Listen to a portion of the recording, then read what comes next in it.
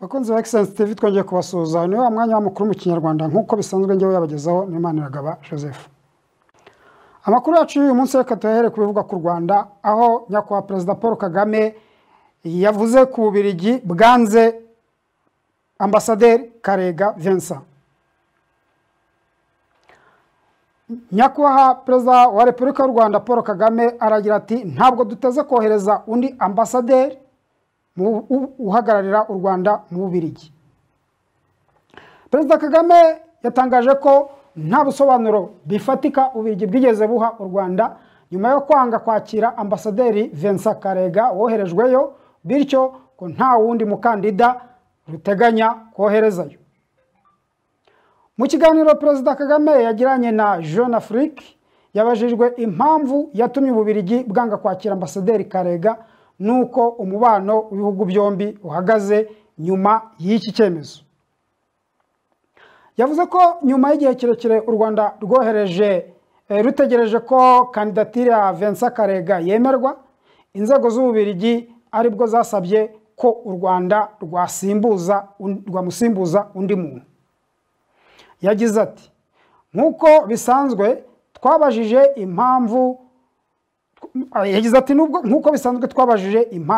bafite uburenganzira bwo kwanga uwo twahisemo, ariko iyo ibyo bibaye nibura bakagombye kuduha ubusobanuro ku mpamvu yabiteye.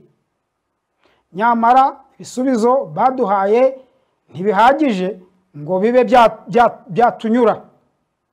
Bagaragaje ingingo zidafite ishingiro.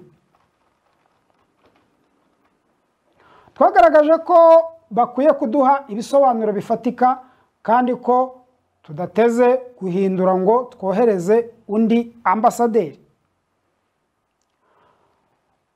Perezida Paul Kagame yakomeje avuga ko amaherezo u Rwanda rwaje gusobanukirwa ko hari izindi mpamvu zihishe inyuma y'iki cyemezo cy'Ububiligi. Ati twasobanukiwe ko bagiwe mu matwi n'ubutegetsi bwa Kinshasa. Yagize ati twasobanukiwe ko bagiye mu matwi n'ubutegetsi bwa Kinshasa barabwumvira kuruta uko babitewe n'indi mpamvu iyo ari yo yose. Ntibigaragara Vincent Karega yabaye ambasaderi mu gihugu cyabo mbere yo kwirukanwayo bidafitanye isano n'imyitwarire ye, kuko yarahagarariye u Rwanda.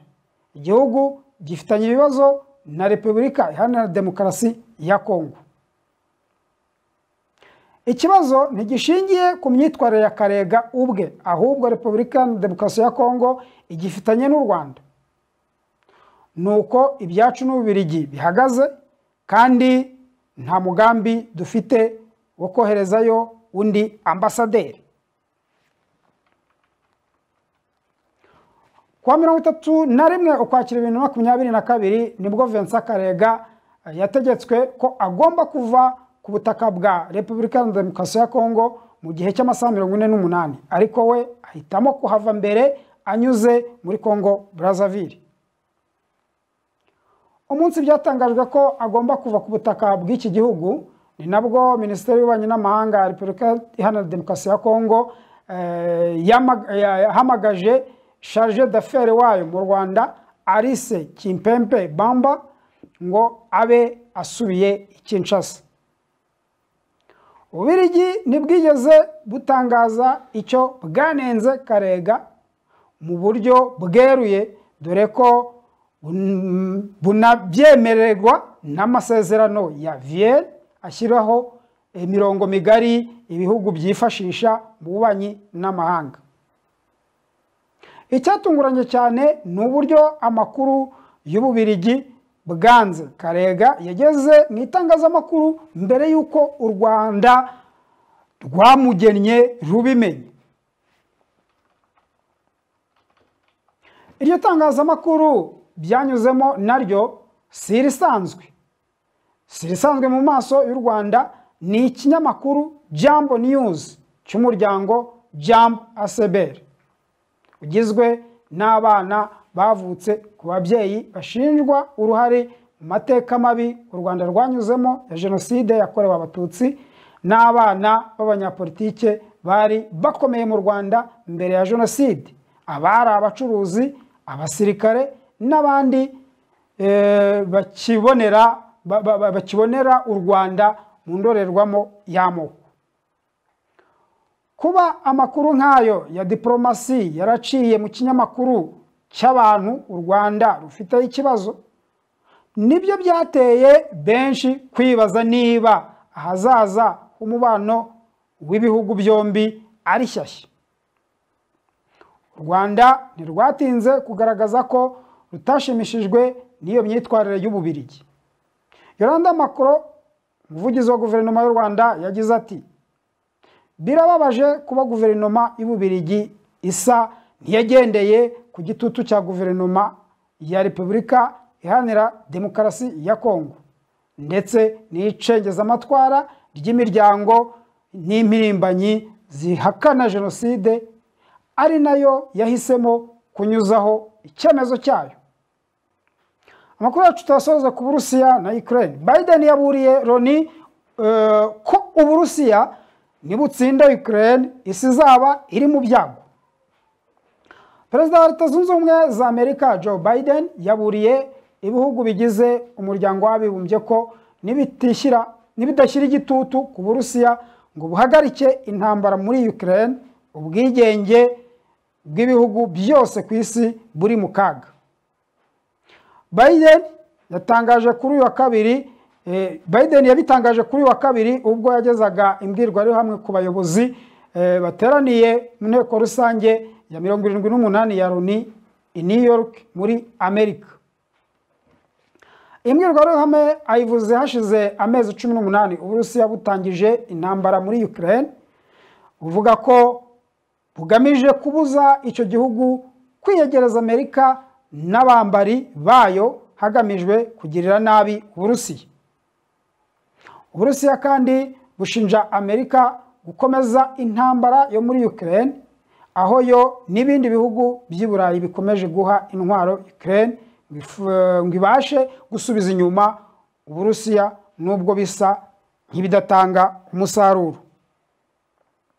Biden yavuze ko ibihugu byose bikwiriye guhaguruka bikamagana Uburusiya kuko nitabigenza gutyo nabyo ejo habyo hari mu kaga.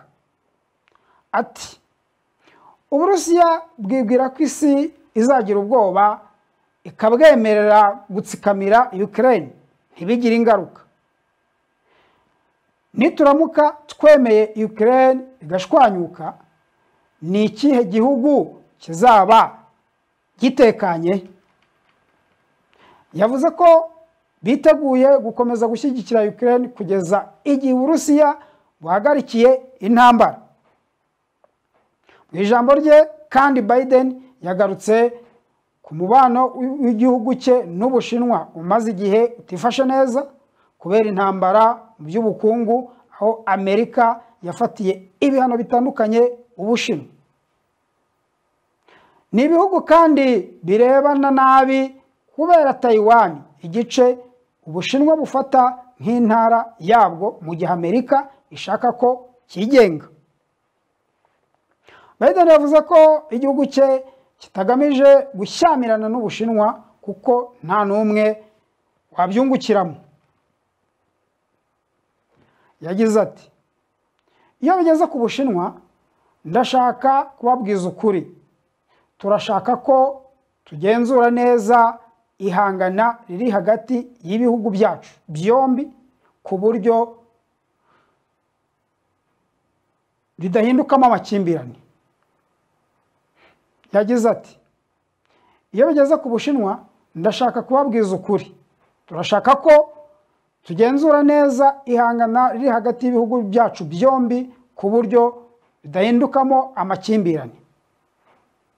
Muri inteko rusange ya Loni, abayobozi b'ibihugu na guverinoma basaga 145 bateraniye mu cyicaro gikuru cya Loni, aho bazagira uruhare mu biganiro bitandukanye bagamije kuganira ku hazaza h'isi muri ibi bihe by'imihindagurikire y'ibihe, intambara n'ikoranabuhanga n'ibindi. Bakunzi ba Essence TV, amakuru yacu uyu munsi nta tuyasoreje. Tubashimiye uburyo mudahwema gukurikira ibiganiro tubategurira.